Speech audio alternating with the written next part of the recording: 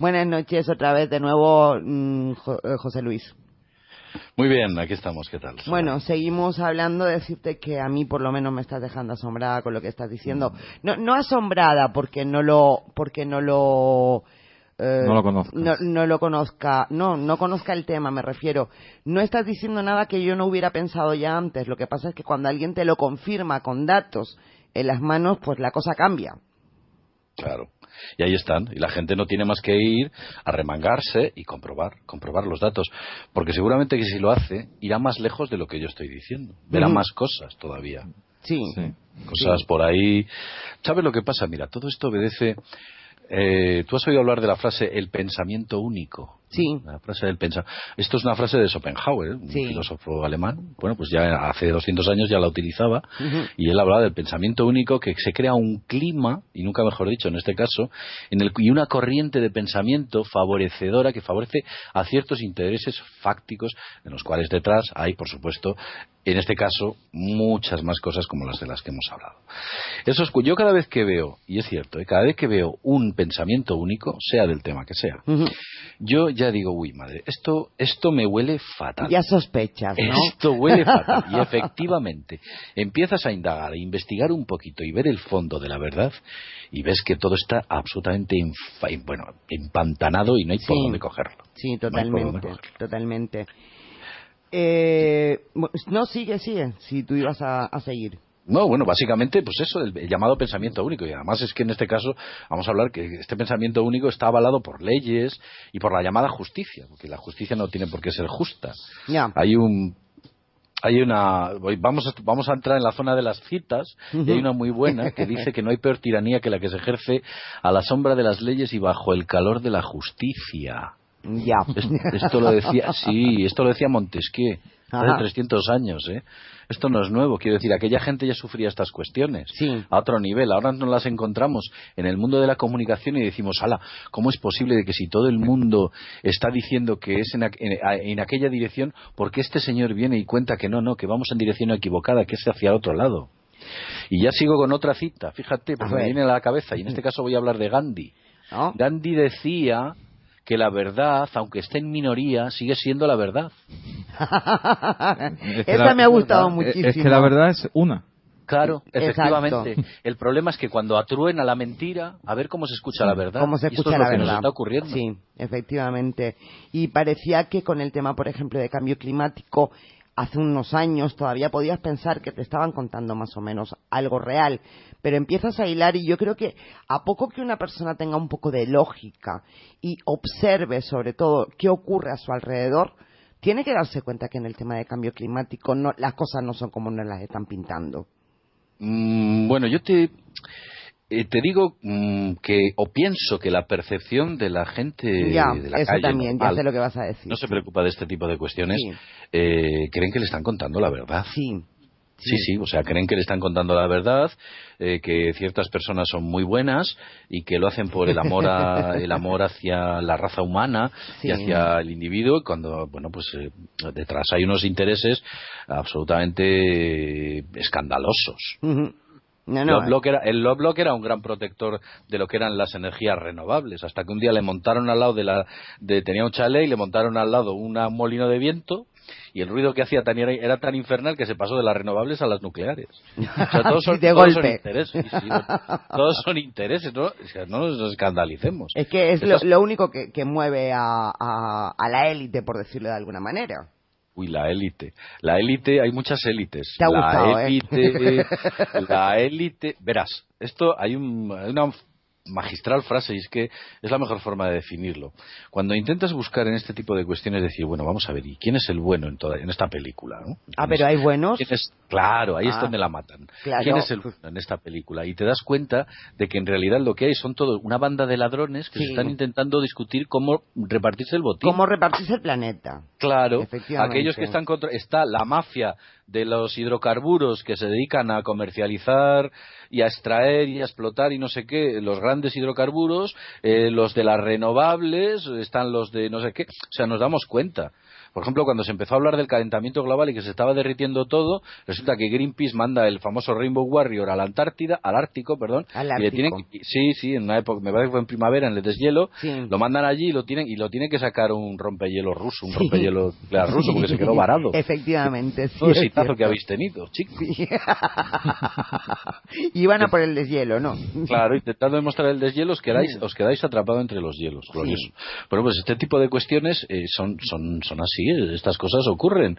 O por ejemplo, yo a mí, mira, no me quiero ir sin hablar de lo que son las renovables, porque yo no sé cómo será el panorama en vuestras islas. Vamos a ver. En la península ibérica, os cuento, esto está plagado de molinos, a todos los niveles. Sí. Yo no sé si en Canarias... Sí, también hay, sí. También crecen como tal. Os lo venden como que son maravillosos. El caso es que la vida útil de esos molinos de viento prácticamente no compensas la energía que te está generando con lo que valen esos auténticos monstruos. Su producción, instalación, mantenimiento y desde luego su retirada. Y solo duran 30 años como mucho. Y luego ya no sirven para nada. Porque desmontarlos es complicado y vale mucho dinero, pero desmontarlos es desmontar y reciclar todo aquello que todavía es más caro. Esos molinos, que por cierto no son tan maravillosos como nosotros pensamos y que dan tanta energía, es que gracioso. Vamos a ver. Cuando hay poco viento no funcionan. Cuando hay mucho viento tampoco, porque se queman, los rotores se queman. Sí. Se queman. Entonces solamente en unas condiciones muy concretas es cuando funcionan.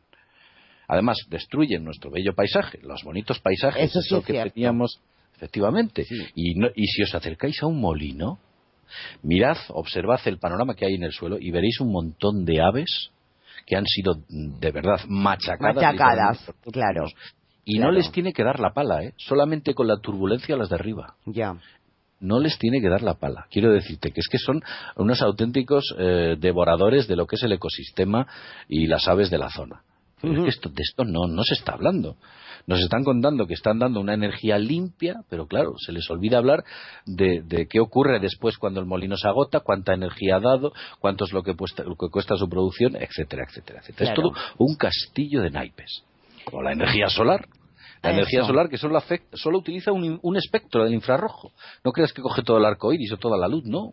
Solo el espectro del infrarrojo. Y encima, es que esto ya es para echarse las manos a la cabeza, y si tuviéramos 3 manos, las 3.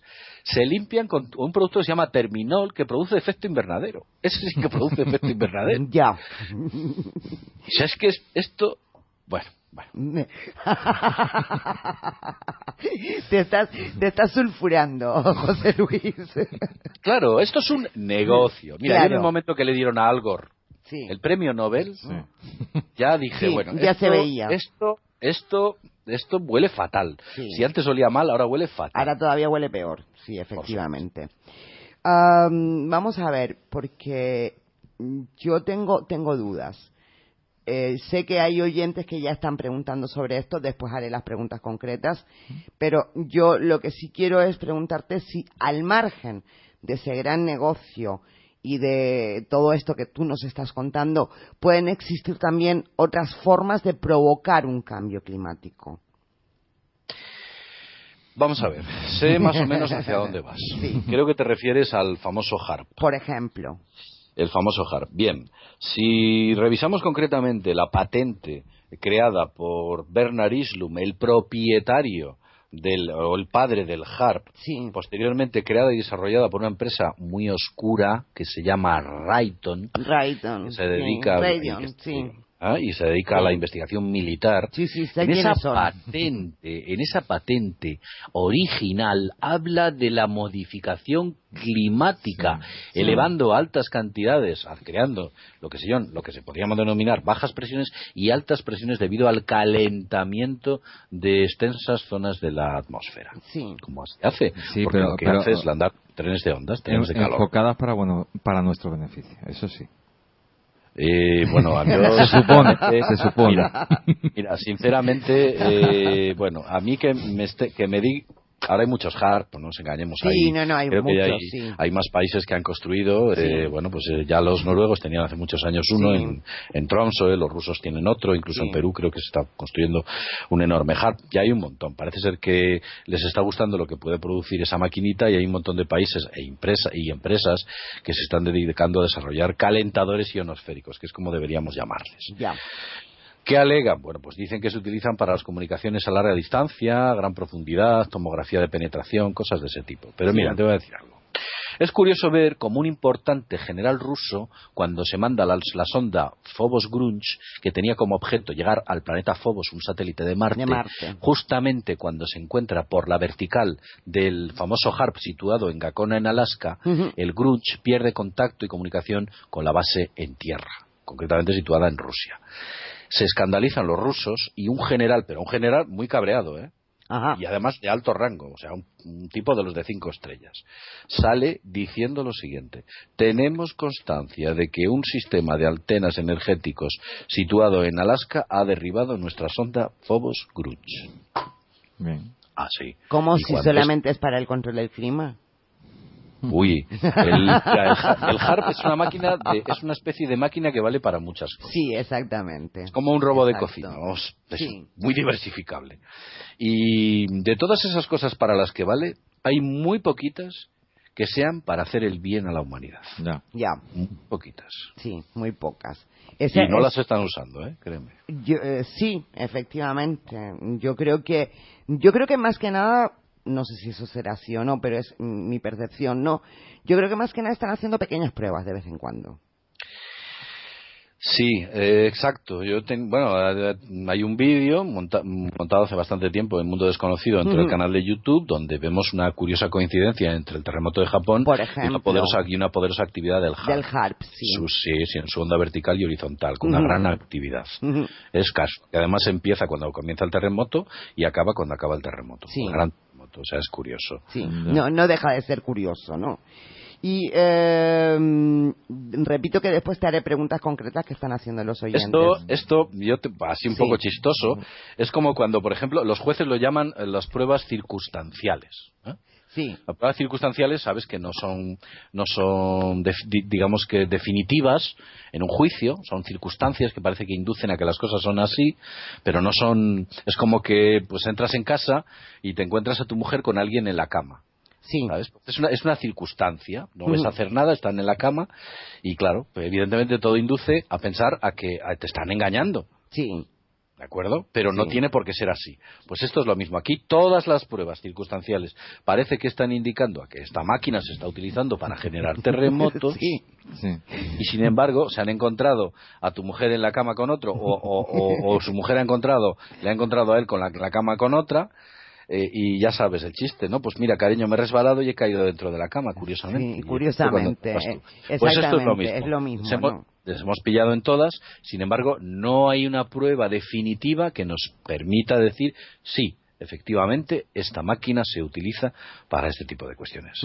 Habría que preguntarse por qué en Haití estaba aquella famosa flota preparada con equipos de intervención para auspiciar una gran catástrofe tan cerca de las costas momentos antes de que se produjese ese enorme terremoto. Sí. Entre otras cuestiones. Parece que siempre están se anticipan un poquito, ¿no? Claro. Siempre se anticipan. Sí, y la suma de todas estas pruebas circunstanciales nos da un retrato robot claro y nítido de qué mente se esconde detrás de una máquina de esa naturaleza. Sí, desde luego alguien muy retorcido. Eso para empezar. Pero también hay más cosas que parece que podrían, al margen de estarnos atontando, estar modificando de alguna manera el clima, como podrían ser, por ejemplo, el tema de los chemtrails. Uy, el tema de los chemtrails es una pregunta muy compleja. Una pregunta muy compleja y absolutamente enigmática. Yo recuerdo en mi niñez jamás he visto aviones que hicieran lo que hacen estos aviones en estos momentos. Ni yo. En Valladolid, el aeropuerto de Valladolid está en Villanubla, tiene una actividad muy pequeñita. Sí. Te estamos perdiendo, José Luis. Sí, ahora te oímos otra vez, sí. En Valladolid la actividad es muy pequeñita de aviones, pueden salir 4 o 5 al día, y sin embargo, bueno, se pueden ver en algunas ocasiones, hemos tenido la oportunidad de ver hasta 15 aviones en el espacio aéreo soltando inmensas estelas que parece que son, bueno, pues nos están literalmente gaseando con algún tipo de sustancia. Ha habido gente que se ha molestado en analizar ese tipo de sustancias, de lo que había en el aire, y han encontrado pues cosas muy raras, desde glóbulos rojos, humanos, es verdad, han encontrado hasta diversos metales pesados, sí. Sabes que los metales pesados, como por ejemplo el plomo, el cadmio, cuando son absorbidos por el organismo, el organismo no consigue echarlos. Exacto, se quedan sí. De por vida, ¿no? Son acumulativos. Entonces, bueno, pues entre otras muchas cuestiones, parece ser que esos famosos chemtrails son realmente sospechosos. Y además es que es curioso, porque la enorme actividad de ese tipo de aparatos que están alrededor del mundo, si tuviéramos que hacer un cálculo de los aviones o la infraestructura necesaria para poder producir este tipo de vuelos que hay constantes, bueno, yo creo que superan por mucho la auténtica actividad aérea, comercial y desde luego civil que puede existir. Es que de todas. Yo tengo grabaciones colgadas en las cuales se ven 2 aviones en rumbo de colisión. Y cuando estoy hablando de rumbo de colisión, es que si saca es que se rozan literalmente. Sí, efectivamente. Van a la misma altitud. O volando en paralelo. Eso está prohibido por la normativa de vuelo aéreo. Eso está prohibido. No se puede volar en rumbo de colisión. Y hay grabaciones, os invito a que las veáis, hay grabaciones en las que se ve claramente que esos aviones van, primero, a la misma altitud, porque es que tienen el mismo tamaño, y el rumbo, yo cuando tuve la oportunidad de hacer aquella grabación, yo dije, se dan. Y es que si saca un piloto una mano y el otro la otra, yo creo que se dan la mano. Sí. O sea, era impresionante. Todo eso está prohibido. Y sin embargo, ahí están. Y no eran aviones militares, eran aviones de corte civil.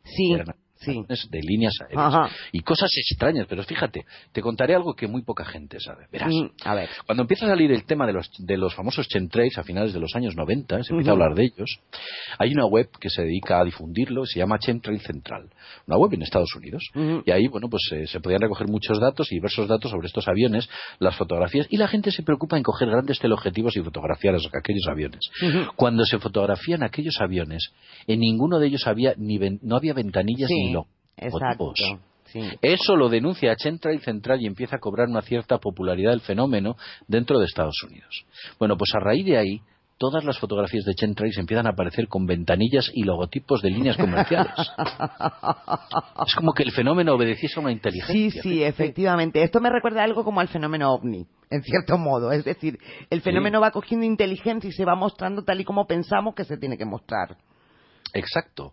Y así es lo que ocurre. En el caso del fenómeno chemtrail es como que hubiera una inteligencia detrás y estuviese actuando a la luz de todos. Nadie se cuestiona de que lo que está viendo es un avión. Es un avión. Y un contrail. Ya está. Sí. Sin embargo, y además si los observáis y veis un contrail, yo he tenido ocasión de ver un contrail, un avión convencional, a diferencia a los chemtrails, y su velocidad es notablemente inferior. Exacto, y además la estela desaparece rápidamente. Rápidamente, es una estela de vapor de agua, de condensación de agua. Exacto. La otra es una estela que se expande y en ocasiones crea iridiscencias debido a la posición del sol, y esas iridiscencias son motivadas porque en su contenido hay metales pesados. En suspensión. En suspensión, sí, que están cayendo efectivamente sobre la Tierra y sobre los seres humanos. Entonces, mi pregunta más vinculada al tema de esta noche del cambio climático, del clima, por llamarlo así mejor, es si eso también está modificando de alguna manera. Lo digo, por ejemplo, porque son muchos los oyentes, incluso yo misma, que hemos visto que en un momento determinado se ve una estela. No es una estela de condensación normal, esa estela comienza a agrandarse y lo que era un cielo azul y totalmente despejado se convierte en un cielo blanquecino, pesado, que parece que no te deja transpirar el aire, que no deja, no sé cómo explicarlo, agobiante. Como una bruma, tapa el sol, lo amortigua. Exactamente. Sí, yo he tenido ocasiones de ver ese fenómeno y mucho más. Seguro que la gente que nos está oyendo ha tenido ocasión de verlo. Sí. Ese fenómeno, yo he estudiado este fenómeno y al final he llegado a unas pequeñas conclusiones. A ver. En primer lugar, no son vinculantes al cambio climático. Eso no lo hacen para modificar el clima. Ajá. En segundo lugar, eso lo hacen para nosotros.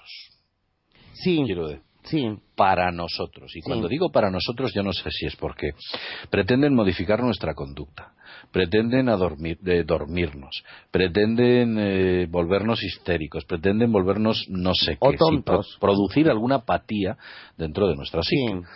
Eso se puede hacer. Químicamente se pueden producir diversos tipos de psicopatías de manera inducida, con hongos y con otro tipo de sustancias biológicas, e incluso con nanotecnología se pueden producir estados desde, pues no sé, de esquizofrenia, paranoias, se pueden producir estados de esa naturaleza.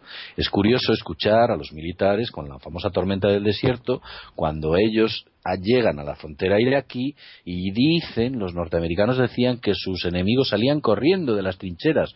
Previamente habían sido fumigados por una especie de chemtrails que parece ser que les había inducido al pánico.